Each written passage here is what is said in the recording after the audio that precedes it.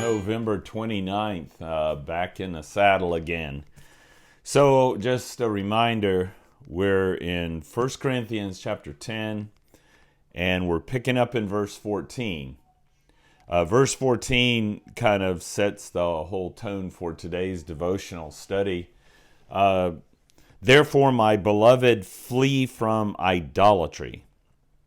And then he goes on to make an analogy between the food that they think they're free to eat, meaning the Corinthians. The Corinthians think this goes all the way back to chapter 8, verse 1.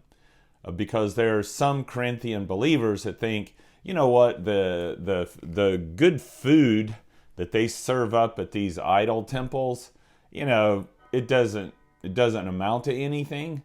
So it doesn't really matter, you know, that it's offered to gods and goddesses. And then other Corinthian believers, which were considered the weaker brothers, you know, they said, oh, wow, no, that's been offered to an idol and I can't partake of it. But the so-called strong Corinthians thought, well, we know there's no such thing as an idol.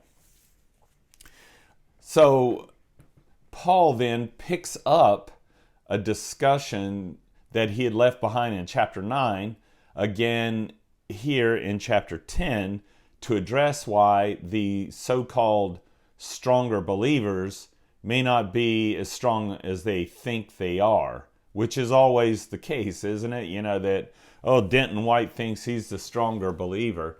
Yeah, well, that's the whole problem, is that you think you're the stronger believer, but you're not really.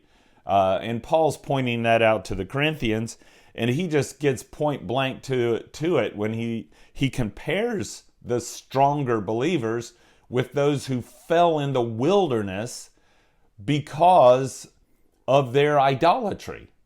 He said, look, they were all those people were baptized into Moses. They all ate from the same spiritual food and drank from the same spiritual drink, which was Christ. And with most of them, he was not pleased. Right, God was not pleased with any of them, with the exception of Caleb and Joshua, because of their unbelief. And Paul is associating the so-called strong Christians in Corinth with these who fell in the wilderness, but he loves them and he says, my beloved, right? He's not trying to be mean.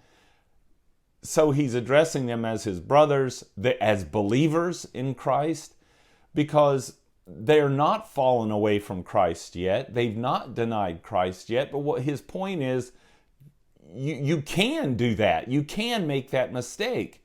And you can do it in the name of your own liberty in Christ, because when your own liberty in Christ becomes an excuse to indulge in things that are sinful, you have already denied the faith. All right, so that's a heavy-duty devotional for today. And it doesn't really get us anywhere, but it does give us a starting point for the rest of the week. So, to conclude, Paul says, for all of us who are believers, forget the strong believer or weak believer part. For all of us who are believers, beware that when following our own desires, they may just be leading us away from Christ. And it may not be as non-implicational as we think it might be to our faith, to indulge in things that would lead us astray. So till tomorrow, God bless you. I'll see you then.